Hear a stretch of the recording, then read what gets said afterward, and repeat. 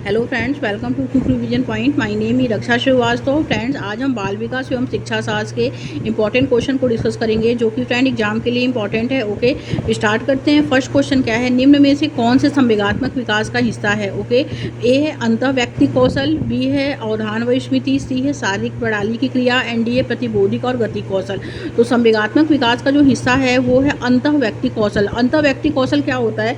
अंतः व्यक्ति कौशल जो होता है फ्रेंड, उसका संबंध जो होता है दो या दो से अधिक लोगों के बीच का संबंध है, जो अस्थायी या स्थिर जो होता है हो सकता है। और यह संबंध जो होता है फ्रेंड, ये प्रेम, समान व्यवसायिक मेल जोल या किसी अन्य प्रकार की सामाजिक प्रतिबद्धता पर आधारित होता है। तो उसे हम क्या कहते हैं? उसे हम अंतर व्यक्ति कौशल कहते हैं। और एक होता है फ्रेंड अंतरा व्यक्ति कौशल होता है। अंतरा व्यक्ति कौशल जो होता है फ्रेंड, वो खुद के लिए होता है, ओके, स्वयं के लिए होता है। और अंतरा व्यक्ति कौशल दो या दो से अधिक लोगों के लिए होता है, ओके। तो इसमें जो संवेगात्मक विकास का हिस्सा जो है वो है अंतर व्यक्ति कौशल, okay. Right answer is A हो जाएगा। सेकंड क्वेश्चन देखते हैं फ्रेंड कि कौन से कारक बच्चों के विकास को निर्धारित और प्रभावित करते हैं? ओके, तो वो है हेरिडिटी, भौतिक वातावरण और सामाजिक सांस्कृतिक कारक। ये तीनों जो हैं वो बच्चों के विकास को निर्धारित व प्रभावित करते हैं, ओके। तो राइट आंसर ही सी ओ डी हो जाएगा। आगे देखते हैं नेक्स्ट क्वेश्चन क्या है फ्रेंड। कथन ए कहता है स्कूल में सीखने के लिए बच्चों के गति कौशल का समन्वय महत्वपूर्ण नहीं है। तो ये क्या है फ्रेंड? ये गलत है, क्योंकि स्कूल में सीखने के लिए बच्चों के गति कौशल का महत्वपूर्ण योगदान होता है। तो ये क्या है? गलत है। एंड तर्क आर क्या कहता है कि सीखना और विकास एक दूसरे से स्वतंत्र है। तो ये भी गलत है, क्योंकि लर्निंग एंड डेवलपमेंट एक दूसरे से जुड़े हुए हैं, ना कि एक दूसरे से स्वतंत्र है। तो ये भी गलत है। तो ए और आर क्या है? दोनों गलत है, ओके। तो राइट आंसर जो होगा फ्रेंड डी हो जाएगा। आगे देखते हैं नेक्स्ट क्वेश्चन क्या है। माध्यमिक स्कूल में परिवार व समकक्षों की बच्चों के विकास में क्या भूमिका है? ए है दोनों की कोई भूमिका नहीं है। तो ये गलत है, क्योंकि दोनों की भूमिका है, ना कि नहीं है। और बी क्या है? परिवार की कोई भूमिका है, समकक्षों की महत्वपूर्ण भूमिका है। तो ये भी गलत है। सी क्या है? समकक्षों की कोई भूमिका नहीं है, परिवार की प्रमुख भूमिका है। तो ये भी गलत है। माध्यमिक स्कूल में बच्चों व समकक्षों की बच्चों के विकास में क्या भूमिका है? तो माध्यमिक स्कूल में परिवार व समकक्षों की बच्चों के विकास में जो भूमिका होती है फ्रेंड, वो दोनों की अलग अलग परंतु महत्वपूर्ण भूमिका होती है, ओके। राइट आंसर ही डी। आगे देखते हैं। एक विद्यार्थी शाब्दिक कथन के तर्क को बिना वास्तविक परिस्थिति से संबंधित किए विवेचित कर लेता है कि पियाजे के अनुसार विद्यार्थी संज्ञानात्मक विकास की किस अवस्था में है, ओके। जीन पियाजे का जो उन्होंने 4 स्टेज जो बताए हैं, उसमें फर्स्ट जो है उनका सेंसरी मोटर स्टेज है, जो 0 से 2 वर्ष तक होता है, जिसे हम संवेदी चालक अवस्था कहते हैं। सेकंड जो होता है प्री ऑपरेशनल स्टेज होता है, जिसे हम पूर्व संक्रियात्मक अवस्था कहते हैं, जो 2 से 7 वर्ष तक होता है। थर्ड जो होता है कॉन्क्रीट ऑपरेशनल स्टेज होता है, जो 7 से 12 वर्ष तक होता है, ओके, और जिसे हम मूर्त संक्रियात्मक अवस्था कहते हैं। एंड फोर्थ जो होता है वो फॉर्मल ऑपरेशनल स्टेज होता है, जिसे हम अमूर्त संक्रियात्मक अवस्था कहते हैं, जो किशोरावस्था होता है, ओके। एक विद्यार्थी शाब्दिक कथन के तर्क को बिना वास्तविक परिस्थिति से संबंधित किए विवेचित कर लेता है। तो वास्तविक परिस्थिति तर्क जो होता है फ्रेंड, ये बच्चा जो करता है, ये बच्चा औपचारिक संक्रियात्मक अवस्था यानी जीन पियाजे की 4th स्टेज में करता है, ओके, यानी किशोरावस्था में करता है। राइट आंसर जो होगा फ्रेंड वो ए हो जाएगा, औपचारिक संक्रियात्मक अवस्था, ओके। नेक्स्ट क्वेश्चन देखते हैं। जीन पियाजे के अनुसार बच्चों की सोच वयस्कों से होती है, कैसी होती है? से गुणात्मक रूप से भिन्न होती है, से मात्रात्मक रूप से भिन्न होती है, से कम होती है, एंड डी से बेहतर होती है। तो जीन पियाजे के अनुसार बच्चों की सोच जो होती है वयस्कों से गुणात्मक रूप से वो भिन्न होती है, ओके। क्वालिटी उसकी जो होती है वो भिन्न होती है, गुणात्मक रूप से भिन्न होता है। राइट आंसर जो होगा उसका सोच जो होता है वो क्वालिटेटिव रूप से जो होता है भिन्न होता है, ओके, क्वांटिटी रूप से नहीं होता है। तो राइट आंसर जो होगा फ्रेंड वो ए हो जाएगा। आगे देखते हैं नेक्स्ट क्वेश्चन क्या है। कोहलबर्ग के नैतिक विकास के किस चरण में व्यक्तियों का मानना है कि नियमों में आपसी समझौते शामिल होने चाहिए और व्यक्तियों के अधिकार की रक्षा की जानी चाहिए? ए है यांत्रिक सापेक्षता अभिविन्यास, बी है सजा और आज्ञाकारिता अभिविन्यास, सी है सामाजिक अनुबंधन अभिविन्यास, एंड डी है अच्छा लड़का अच्छी लड़की अभिविन्यास। तो कोहलबर्ग का नैतिक विकास का सिद्धांत है मॉरल डेवलपमेंट ऑफ थ्योरी, जिसमें उन्होंने किस चरण में व्यक्तियों का मानना है कि नियमों में आपसी समझौते जो होते हैं वो शामिल होने चाहिए, व्यक्ति के अधिकारों की रक्षा की जानी चाहिए। तो वो होना चाहिए फ्रेंड यांत्रिक सापेक्षता अभिविन्यास में, ओके। राइट आंसर जो होगा वो होगा ए। और सजा व दंड जो होता है फ्रेंड, अगर वो किसी में सजा और दंड दी जाती है तो ये सजा और दंड अभिविन्यास का यूज होता है। जब और सामाजिक से रिलेटेड होगा तो सामाजिक अनुबंध अभिविन्यास हो जाएगा। और अच्छा लड़का अच्छी लड़की जो होगा फ्रेंड, तो वो होगा कि कि अगर आप एक लड़के की तारीफ़ कर रहे हैं, लड़की की नहीं कर रहे हैं, तो उसमें अच्छा लड़का अच्छी लड़की अभिविन्यास का वो आएगा, कोहलबर्ग का सिद्धांत। ओके, तो कोहलबर्ग के नैतिक विकास के किस चरण में व्यक्तियों का मानना है कि नियमों में आपसी समझौते शामिल होने चाहिए और व्यक्ति के अधिकारों की रक्षा की जानी चाहिए, तो वो है यांत्रिक सापेक्षता अभिविन्यास। राइट आंसर इज ए। आगे देखते हैं फ्रेंड, नेक्स्ट क्वेश्चन क्या है। लेव वाइगोस्की ने नेक्स्ट क्वेश्चन है फ्रेंड, लेव वाइगोस्की ने फिल इन द ब्लैंक्स सिद्धांतों में प्रस्तावित किया है कि सीखना जो होता है ज्ञान के सह निर्माण की प्रक्रिया है। ओके, तो लेव वाइगोस्की ने व्यवहारवादी, बी है सामाजिक सांस्कृतिक, सी है सूचना के प्रसंस्करण एंड डी है मनोगतिकी।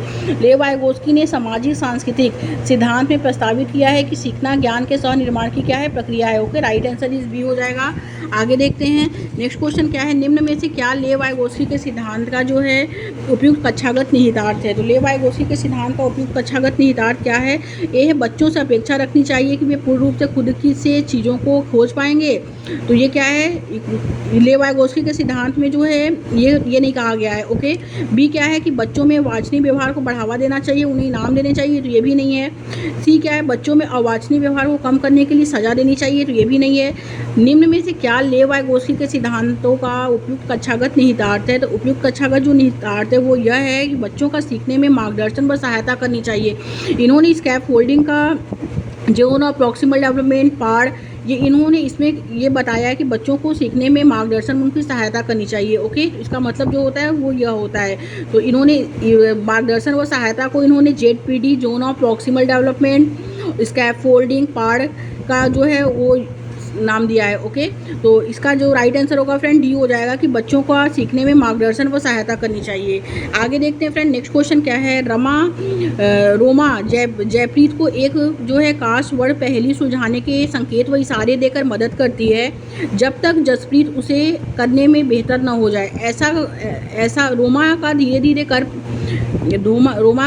कर अपनी मदद करना निम्न में से किसका उदाहरण है। तो फिर ये लेव वाइगोस्की का आ गया। अभी जो हम लोग ऊपर पढ़े हैं कि रोमा जयप्रीत को एक कांस वर्ड पहेली सुलझाने में संकेत व इशारे देकर मदद करती है। ओके, जब तक जसप्रीत उसे करने में बेहतर ना हो जाए। रोमा का जो है धीरे धीरे कर उसका अपनी मदद कम करना निम्न में से किसका उदाहरण है। तो ए है पाड़ का, बी है अनुकरण अधिगम का, सी है बहुबुद्धि का एंड डी है संज्ञानात्मक द्वंद्व का। वो पाड़ का उदाहरण है। ओके, पाड़ क्या होता है। पाड़ जो होता है फ्रेंड वो एक सुनुमा मदद होता है। ओके, जो इसमें बच्चों में अवांछनीय व्यवहार को, ये क्या है ना, बच्चों का सीखने के मार्गदर्शन व सहायता करना, तो ये पाड़ का ही है लेव वाइगोस्की के अकॉर्डिंग। ओके, राइट आंसर ही ए हो जाएगा। पाड़ जो होता है एक सुनुमा मदद होती है जिसमें संकेत व इशारे देकर जो बच्चे को उसको सहयोग देकर हल्का उसकी क्या किया जाती है, मदद की जाती है। तो राइट आंसर जो होगा वो ए हो जाएगा। आगे देखते हैं, कथन ए कहता है फ्रेंड कि एक प्रगतिशील कक्षा में शिक्षिका को होना चाहिए और बच्चों को नियंत्रण में रखना चाहिए। तो ऐसा नहीं है, क्योंकि प्रगतिशील प्रोग्रेसिव क्लासरूम में जो है कि उसमें बच्चा जो है वो केंद्र में होता है।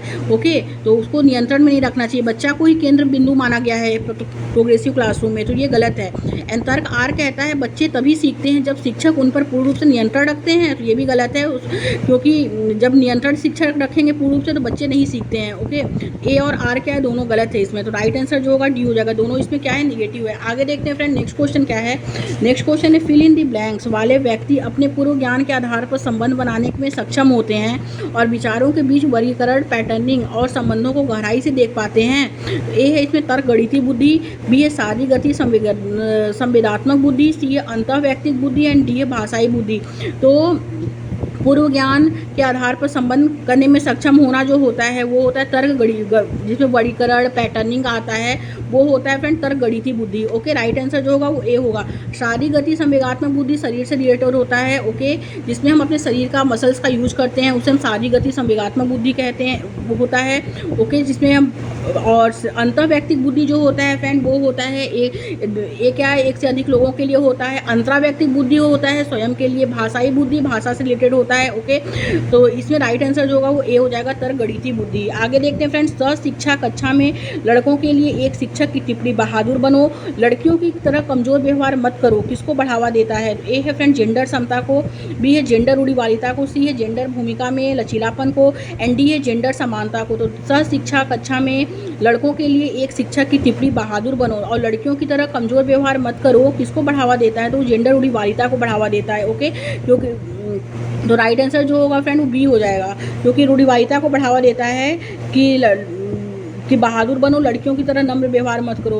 तो ये क्या है, ये जेंडर रूढ़िवादिता को बढ़ावा देता है। राइट आंसर इज बी हो जाएगा। आगे देखते हैं फ्रेंड, निम्न में से कौन सतत एवं समग्र मूल्यांकन के प्रमुख अभिलक्षण है। ओके, तो ए है फर्स्ट है फ्रेंड, इसका प्राथमिक उद्देश्य विद्यार्थियों का पृथक्करण व नामीकरण करना है। ये गलत है। पृथक्करण और नामीकरण जो होता है फ्रेंड वो निगेटिव टैग वर्ड होता है। ओके, इससे जो होता है पृथक्करण व नामीकरण से जो होता है वो बच्चों का सतत व व्यापक मूल्यांकन नहीं किया जा सकता है। ओके, ये क्या है, ये निगेटिव है, अभिलक्षण ये नहीं है इसके।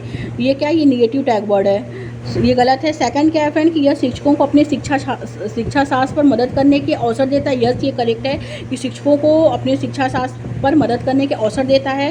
थर्ड है, यह मूल्यांकन को सीखने का हिस्सा मानता है। ये भी करेक्ट है।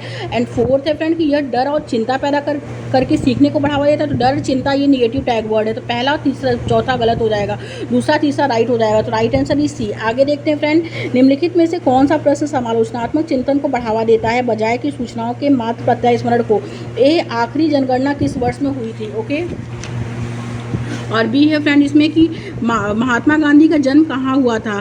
सी है, भारत के प्रथम राष्ट्रपति कौन है। समाज में लोकतांत्रिक आदर्श को बढ़ावा कैसे दिया जाता है। तो राइट आंसर डी हो जाएगा, समाज में लोकतांत्रिक आदर्शों को बढ़ावा कैसे दिया जाता है। ये क्या है, ये जो है फ्रेंड ये क्या है, ये बच्चों के समालोचनात्मक चिंतन को बढ़ावा देता है और बजाय की सूचनाओं के मात्र प्रत्यास्मरण को। ओके, राइट आंसर जो होगा इसमें जो राइट आंसर होगा फ्रेंड वो 4 हो जाएगा। ओके, आगे देखते हैं फ्रेंड, नेक्स्ट क्वेश्चन क्या है, वंचित समूहों के विद्यार्थी के समावेश को सफल बनाने के लिए शिक्षक को क्या करना चाहिए। ए है, अलग अलग प्रकार की गतिविधियों के माध्यम से उनकी संस्कृति के विभिन्न पहलुओं को शामिल करना चाहिए। बी है, उन्हें सांस्कृतिक गतिविधियों में भाग लेने के लिए हतोत्साहित करना चाहिए और पढ़ाई पर ध्यान देने के लिए कहना चाहिए। एंड सी है, उन्हें सांस्कृतिक गतिविधियों में भाग लेने के लिए प्रोत्साहित करना चाहिए परंतु पढ़ाई पर नहीं। एंड डी है, प्यार से उनके माता पिता को उन्हें घर पर ट्यूशन पढ़ाने को कहना चाहिए। तो वंचित समूहों के विद्यार्थी के समावेश को सफल बनाने के लिए शिक्षक को अलग अलग प्रकार की गतिविधियों के माध्यम से उनकी संस्कृति के विभिन्न पहलुओं को क्या करना चाहिए, शामिल करना चाहिए। ओके, तो राइट आंसर जो होगा फ्रेंड वो ए हो जाएगा। बाकी क्या दिया है, उन्हें सांस्कृतिक गतिविधियों के माध्यम के लिए हतोत्साहित करना। तो हतोत्साहित क्यों करेंगे, हम प्रोत्साहित करेंगे ना बच्चे को, तो ये गलत है। और सी क्या है, उन्हें सांस्कृतिक गतिविधि में भाग लेने के लिए प्रोत्साहित करना चाहिए परंतु पढ़ाई पर नहीं, तो ये भी गलत है, क्योंकि पढ़ाई पर नहीं तो ये भी गलत है, निगेटिव है। डी है, प्यार से उनके माता पिता को उन्हें घर पर ट्यूशन पढ़ाने को कहना चाहिए, तो ये भी गलत है। राइट आंसर जो होगा फ्रेंड फर्स्ट होगा, वंचित समूहों के विद्यार्थी के समावेश को सफल बनाने के लिए शिक्षकों को अलग अलग प्रकार की गतिविधियों के माध्यम से उनकी संस्कृति के विभिन्न पहलुओं को शामिल करना चाहिए। ओके, राइट आंसर जो होगा फ्रेंड वो ए हो जाएगा। आगे देखते हैं, समावेशी शिक्षा की प्रमुख शिक्षा शास्त्रीय रणनीति क्या है। तो ए है फ्रेंड सहयोग है, बी है पृथक्करण है, सी है नकारात्मक भेदभाव है, डी है नामीकरण है। तो समावेशी शिक्षा की प्रमुख शिक्षा शास्त्रीय रणनीति जो है फ्रेंड सहयोग है। ओके, राइट आंसर इज ए, क्योंकि समावेशी शिक्षा क्या होती है, एक ही छत के नीचे हर तरह के बच्चों को एक ही प्रकार की शिक्षा जो दी जाती है, समान प्रकार की शिक्षा दी जाती है, इक्वल प्रकार की शिक्षा, बराबर शिक्षा जो दी जाती है उसे हम समावेशी शिक्षा कहते हैं। ओके, तो राइट आंसर जो होगा फ्रेंड वो ए हो जाएगा, सहयोग इसका है। आगे देखेंगे, एक शिक्षक को वंचित समूहों के विद्यार्थियों के समावेशन के लिए क्या करना चाहिए। एक ऐसी कक्षा नीति का निर्माण करना चाहिए जहां वो व्यक्तिगत भिन्नताओं को स्वीकारा जाए और प्रत्येक बच्चे को महत्व दिया जाए, ये पॉजिटिव है। बी क्या है, बच्चों को शैक्षणिक क्षमताओं की पहचान करके समान क्षमताओं वाले बच्चों के समूह बनाया जाए, तो ये गलत है। सी क्या है, बच्चों को उनकी जाति के आधार पर अलग अलग समूह में बांटा जाए, तो अलग अलग समूह में बांटना भी निगेटिव है, गलत है। एंड डी क्या है, उन्हें पाठ्य पुस्तक आधारित जो है ज्ञान का पुनरुत्पादन करने के लिए बढ़ावा दिया जाए, भले ही वह उनके ये अर्थहीन हो, तो ये भी गलत है। तो एक शिक्षक को वंचित समूहों के विद्यार्थियों के समावेशन के लिए क्या करना चाहिए, तो एक ऐसे कक्षा नीति का निर्माण करना चाहिए जहां पर व्यक्तिगत भिन्नताओं को स्वीकारा जाए और प्रत्येक बच्चे को महत्व दिया जाए। Okay, right answer is A हो जाएगा। आगे देखते हैं, नेक्स्ट क्वेश्चन क्या है, एक बच्ची के बुद्धि परीक्षण के स्कोर यह दर्शाते हैं कि वह औसत से ऊपर है, वह कक्षा में नियमित तथा क्रियाशील है, उसके गणित के ग्रेड तथा लिखने का कौशल अच्छा है, परंतु जब उसे जो है सुस्वर पठन करने के लिए कहा जाता है तो उसका निष्पादन बुरा होता है। बच्ची में किसके लक्षण होने की संभावना है, बच्ची में जो लक्षण होने की संभावना है, ए डिस्ग्राफिया जो होता है फ्रेंड वो लिखने से संबंधित विकार होता है। डिस्कैलकुलिया जो होता है फ्रेंड वो गणना संबंधी विकार होता है। स्वालीनता जो होता है वो बोलने से संबंधित विकार होता है। डिसलेक्सिया जो होता है फ्रेंड पठन विकार होता है। तो क्या दिया है, परंतु जब उसे सुस्वर या सस्वर पठन करने के लिए कहा जाता है तो उसका निष्पादन बुरा होता है, तो उसको पठन विकार है। ओके। मतलब बुरा होता है, मतलब उससे पठन विकार है, उसका पठन विकार है तो उसे हम क्या कहते हैं, उसे हम डिसलेक्सिया कहते हैं। ओके, राइट आंसर सी हो जाएगा। जब पठन विकार होता है फ्रेंड तो उसे हम डिसलेक्सिया कहते हैं। ओके, तो राइट आंसर जो होगा फ्रेंड वो सी हो जाएगा। आगे देखते हैं रचनात्मकता क्या है। रचनात्मकता जो है ए है बिना उब के किसी कार्य को बार बार करने की क्षमता है। बी है लंबे गद्यांशों को रटने की क्षमता, तो रटने की क्षमता फ्रेंड निगेटिव होता है, ये गलत है। अब सारी ढंग से सोचने की क्षमता, तो ये भी गलत है। ओके, और एंड फोर्थ क्या है फ्रेंड इसमें कि दूसरों की नकल ज्यों की त्यों करने की क्षमता, तो इसमें जो होगा फ्रेंड बिना ऊब के किसी कार्य को बार बार करने की, ये गलत है। रचनात्मकता जो है फ्रेंड वो है अब सारी ढंग से सोचने की क्षमता। ओके, राइट आंसर जो होगा फ्रेंड वो सी हो जाएगा। आगे देखते हैं सामाजिक रचनात्मक परिप्रेक्ष्य में सीखने को किस प्रकार देखा जाता है। तो ए है सक्रिय और सामाजिक प्रक्रिया के रूप में देखा जाता है। बी है ज्ञान के निष्क्रिय अर्जन की प्रक्रिया, तो निष्क्रिय अर्जन जो होता है फ्रेंड वो क्या होता है, निगेटिव है, ये गलत है। व्यवहार में अपेक्षाकृत स्थायी परिवर्तन। ओके, तो और डी क्या है, उत्तेजना और प्रतिक्रिया के बीच अनुबंध। तो सामाजिक रचनात्मक परिप्रेक्ष्य में सीखने को किस प्रकार देखा जाता है, तो सक्रिय और सामाजिक प्रक्रिया के रूप में देखा जाता है। राइट आंसर इज ए हो जाएगा। आगे देखते हैं फ्रेंड आंतरिक अभिप्रेरणा का उदाहरण क्या है। तो ए है प्रथम पुरस्कार पाने के लिए पढ़ना। ओके, बी है अपनी उत्सुकता की संतुष्टि के लिए सीखना। सी है सराहना पाने के लिए काम पूरा करना। एंड डी है साइकिल पाने के लिए प्रथम आना। तो आंतरिक अभिप्रेरणा का जो उदाहरण है फ्रेंड वो है अपनी उत्सुकता की संतुष्टि के लिए सीखना। राइट आंसर जो होगा वो बी हो जाएगा। ओके, आगे देखते हैं कथन ए कहता है कि प्रभावी शिक्षण में छात्रों के साथ सकारात्मक संबंध बनाना और उनकी भावनात्मक जरूरतों को महत्व देना चाहिए। यस, ये क्या है फ्रेंड, ये करेक्ट है, क्योंकि भावनाएं और सीखना परस्पर संबंधित है, तो ये भी करेक्ट है। तो ए और आर दोनों सही है और आर जो है एक ही सही व्याख्या करता है। ओके, तो राइट आंसर जो होगा फ्रेंड वो ए हो जाएगा। नेक्स्ट क्वेश्चन, महारत उन्मुखी विद्यार्थी कैसे होते हैं। फर्स्ट है सीखने के लिए लक्ष्य तय करते हैं, तो ये क्या है फ्रेंड, ये करेक्ट है कि महारत उन्मुखी विद्यार्थी जो होते हैं वो सीखने के लिए लक्ष्य तय करते हैं। बी सेकंड है मानते हैं कि क्षमता स्थिर व स्थायी है, तो ये गलत है। एंड थर्ड है फ्रेंड बहुत ही आसान लक्ष्य करते हैं या कोई लक्ष्य तय नहीं करते हैं, तो ये भी गलत है। फोर्थ है अपने सीखने को सुधार करने के लिए दूसरों की सहायता वो क्या करते हैं, मदद कर लेते हैं। तो महारत उन्मुखी विद्यार्थी जो होते हैं फ्रेंड वो सीखने के लिए लक्ष्य तय करते हैं और अपने सीखने को सुधार करने के लिए दूसरों की सहायता वो क्या करते हैं, मदद लेते हैं। तो पहला और चौथा राइट हो जाएगा। तो राइट आंसर इज सी। आगे देखते हैं बच्चों के द्वारा प्रश्न पूछने को नज़रअंदाज करना चाहिए। नज़रअंदाज करना क्या है, निगेटिव है, ये गलत है। उन्हें सजा देनी चाहिए, निगेटिव है, गलत है, सजा क्यों देंगे। सी क्या है कि अनुमति नहीं दी जानी चाहिए, तो ये भी गलत है। बच्चों के द्वारा प्रश्न पूछने को क्या करना चाहिए, प्रोत्साहित किया जाना चाहिए। राइट आंसर डी हो जाएगा। आगे देखते हैं फ्रेंड नेक्स्ट क्वेश्चन क्या है। विद्यार्थी प्रभावी तरीके से तब सीखते हैं जब शिक्षक ए है उनसे किसी प्रकार की अपेक्षाएं नहीं रखते हैं। तो अपेक्षाएं नहीं रखना क्या है, ये क्या है, निगेटिव है, गलत है। उनसे बहुत कम स्तर की अपेक्षाएं रखते हैं, तो कम स्तर की अपेक्षाएं रखना भी निगेटिव है, गलत है। सी उन्हें किसी तरह की स्वायत्तता प्रदान नहीं करते हैं, तो ये भी गलत है, निगेटिव है। विद्यार्थी प्रभावी तरीके से तब सीखते हैं जब शिक्षक खोज अधिगम द्वारा अन्वेषण की प्रक्रियाओं पर ध्यान देते हैं। ओके, खोज अधिगम को ज़्यादा डिस्कवरी लर्निंग को जो है फ्रेंड इसमें इंपॉर्टेंट दिया गया है। ओके, तो राइट आंसर जो होगा वो डी हो जाएगा। खोज अधिगम द्वारा अन्वेषण की प्रक्रियाओं पर ध्यान देते हैं। राइट आंसर ही डी। आगे देखते हैं फ्रेंड शिक्षण अधिगम प्रक्रिया में के दौरान शिक्षक द्वारा बच्चों को लगातार नया अन्वेषण, खेल और विभिन्न व्यवहारिक गतिविधियों के माध्यम से जो है नया ज्ञान के सर्जन के लिए प्रोत्साहित किया जाता है। यह उदाहरण किसका है, तो यह उदाहरण जो है फ्रेंड ए है प्रगतिशील कक्षा का, जिसमें बच्चों को करके सीखने का अवसर एवं उनकी सक्रिय भागीदारी है। ओके, राइट आंसर जो होगा सक्रिय भागीदारी है, तो ये करेक्ट है। परंपरागत कक्षा का जिसमें शिक्षण अधिगम प्रक्रिया में शिक्षक की सक्रिय भागीदारी है, तो शिक्षक की कभी भी पहले इंपॉर्टेंस इसमें नहीं दिया गया है। ओके, और क्योंकि हमेशा फर्स्ट प्रायोरिटी जो दिया गया है फ्रेंड वो दिया गया है स्टूडेंट को। और थर्ड का एक ऐसी कक्षा जिसमें शिक्षक किताबी ज्ञान से अलग हटकर बाल केंद्रित विद्यार्थियों से अधिगम कराने को महत्व देता है। एंड फोर्थ है एक ऐसी कक्षा जिसमें शिक्षक को अधिगम कराने के अन्य तरीकों की जानकारी नहीं है। ओके, इसमें जो राइट होगा फ्रेंड वो होगा शिक्षण अधिगम प्रक्रिया के दौरान शिक्षक द्वारा बच्चों को लगातार की जाने वाली अन्वेषण, खेल और विभिन्न व्यवहारिक गतिविधियों के माध्यम से नया ज्ञान के सृजन के लिए प्रोत्साहित किया जाता है। तो वो होगा पहला और तीसरा राइट होगा। ओके, तो राइट आंसर जो होगा वो ए हो जाएगा। आगे देखते हैं अभिकथन ए कहता है शिक्षार्थियों के विविध प्रकार के समूह को पढ़ाते समय शिक्षक को उनके सामाजिक और सांस्कृतिक संदर्भ के बारे में किसी भी तरह की चर्चा नहीं करना चाहिए। तो ये क्या नहीं करना चाहिए, तो ये क्या है, ये निगेटिव है, गलत है। तर्क आर है फ्रेंड कि सामाजिक और सांस्कृतिक संदर्भ अधिगम में किसी भी प्रकार की भूमिका नहीं निभाते हैं, तो ये भी गलत है। तो ए और आर क्या है फ्रेंड, इसमें दोनों गलत है।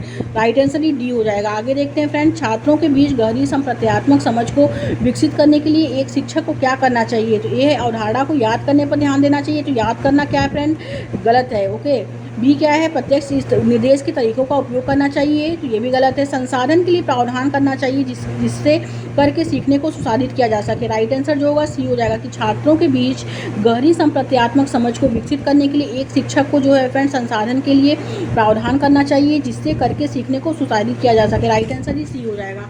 आगे देखते हैं नेक्स्ट क्वेश्चन क्या है फ्रेंड। नेक्स्ट क्वेश्चन है विविध भौतिक शिक्षण सामग्री का उपयोग करने से बच्चों को सीखने की अवधारणाओं में किस क्रम में मदद मिलती है। तो विविध भौतिक शिक्षण सामग्री का उपयोग करने से बच्चों को सीखने की अवधारणा में किस क्रम में मदद मिलती है। तो ठोस से अमूर्त, अपरिचित से परिचित, उच्च क्रम से निचले क्रम, जटिल से सरल। तो राइट आंसर ही ए हो जाएगा फ्रेंड, ठोस से अमूर्त। विविध भौतिक शिक्षण सामग्री का उपयोग करने से बच्चों को सीखने की अवधारणाओं में किस क्रम में मदद मिलती है। तो ठोस से अमूर्त क्रम में क्या मिलती है, मदद मिलती है। ओके, राइट आंसर जो होगा फ्रेंड वो ए हो जाएगा।